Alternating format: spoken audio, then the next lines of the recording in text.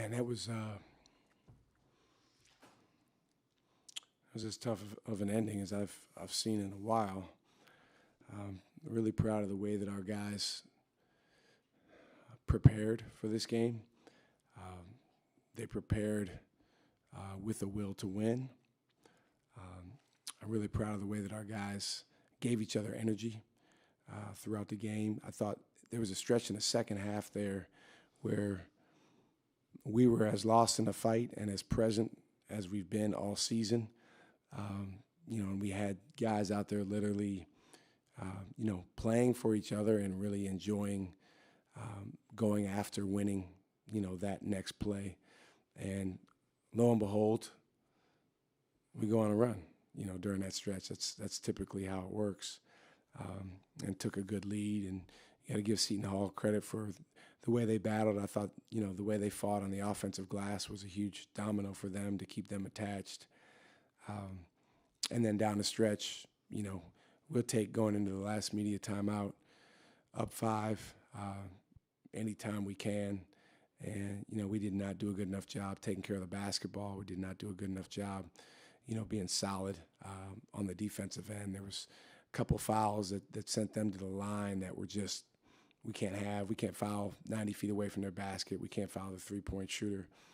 And that's a bitter, bitter pill, to swallow. But that's where we are right now. And, I really wanted for our guys to experience the positive of a successful outcome after they prepared the way they did and they fought the way they did for the majority of the game. But it's still, it's our job to finish the game out the way we need to, and we didn't do that. Just before we talk about the game, just with the news with Zaid leaving, whenever that happens, it can lead to wild speculation. Just what clarity can you give for reasons for Zaid's departure? Well, one piece of clarity I can give is, what was speculated on social media is 1,000% inaccurate. What we put in our release is really what it is. Zaid's no longer part of the program. But Zaid's a good kid. Zaid, again, what was speculated on social media is untrue. And I've talked to Zaid, a couple times in the last, several days. So yeah, that's not true. Was it his decision or was it mutual? It was something that, we spent a lot of time talking, really over the last few weeks. And, ultimately stuff like this is never an easy decision, but it became clear that, it was the best thing for him and the best thing for the program. Down the stretch of today, I don't think you guys got a field goal in the last 6 minutes. What did you think about the shot selection? Did you think you guys got too passive on offense down the stretch? Well, I thought, our guys were doing a great job attacking for the majority of the game. They went zone. That slowed us down a little bit, but then we adjusted pretty well to the zone. They went back to man-to-man. And, down the stretch, just some untimely turnovers.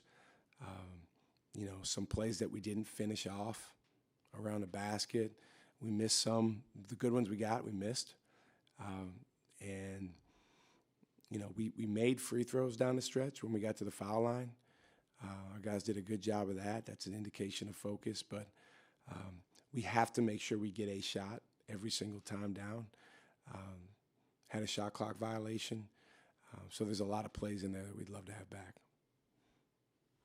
You had 0 turnovers in the first half and 8 in the second half. What did you feel like changed from the first half to the second half? I thought our guys focused on taking care of the ball, which was a huge emphasis coming into the game, was really, really good in the first half. Anytime you go a half with no turnovers, it's an indication of focus. I knew that we probably wouldn't pitch a shutout, as it related to turnovers. I saw that at halftime. But, I thought our guys took care of the ball relatively well for most of the second half. The turnover in the backcourt against the press where we threw the ball back to Ben after he inbounded, that was tough. We got plenty of ball handlers out there. We don't need to give him the ball in that situation. And then some of the ones at the end that we had, we had a travel in the corner there. We had a couple passes that, didn't make their way to the recipient. And so those are the ones. I mean, if you take those away, it's one of the better, turnover games that we've had all year. I mean, you called timeout with like 3 minutes left. I mean, when you see the game slip it away, like how do you try to fix it from the sideline? Well, I think number one, just trying to give the guys clarity on what we need to do on the defensive end and the offensive end. Our guys, I think, played the majority of this game with very good clarity, very good presence, but clearly down the stretch, there was, some plays that were just focused on that were, I think, the result of being a little clouded mentally. And sometimes that comes from not wanting to make a mistake. So when you call timeout, it's just to try to clear that up. I thought, trying to think of which timeout it was, but one of the ones we came out, our guys did a good job executing the action, and we just, we didn't do a good job finishing it. There's been a lot of close losses this season, tough finishes. How do guys learn poise, like down at the end of these games? Well, I think from experience, we practice these situations a lot in practice, but it's not the same as the game. Honestly, as a player, I think you should learn more than anything from nights like tonight. I mean, if you didn't know the importance of this or that, or you hadn't experienced it, man, and you do tonight, then that should be like tattooed on your forehead for the rest of your career. And we do have some young guys out there that I think are continuing to learn the urgency, that's required to finish off a game. But we also have some guys that have been around for a little while, and whatever five is out there, we need to come together around exactly what it takes. Man, I hurt for these guys because they have it in them. We have it in us to do it. Played so well, put us in a really good position, but we didn't finish. They had 20 offensive rebounds today. I mean, they're a good rebounding team, but like, how did you see how they affected you guys down low? Well, put them to the foul line a lot. I think a lot of their free throws, came out of that. We did a good job making them miss on their first shot, but they also put us in rotation a good amount. And when you're in the rotation, that's a lot of times when rebounding opportunities emerge. Payne is a load, number 6. We knew that coming in. He really, really worked, and I think, there's certain rebounds that you may give up, but we have to get more that it just comes down to being quicker to the ball.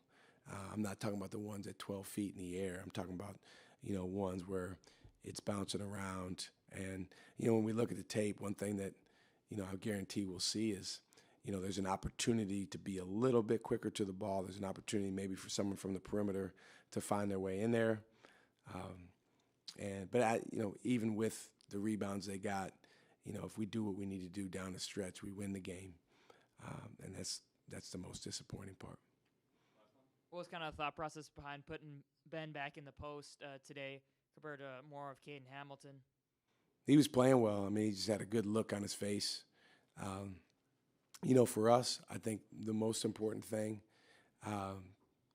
especially with where we are now, is to have 5 guys on the floor with clarity of mind, clarity of purpose, and that are connected with each other. And I saw that in Ben tonight. He had it from the beginning, and the way he was, putting his body on plays. I think for him, one of the lessons from tonight is I can really impact a game even on a shooting night that's not great. He was 1 for 7 from 3, but he still impacted the game in a major way on both ends of the floor. So that's something that he really needs to put in his pocket and remember.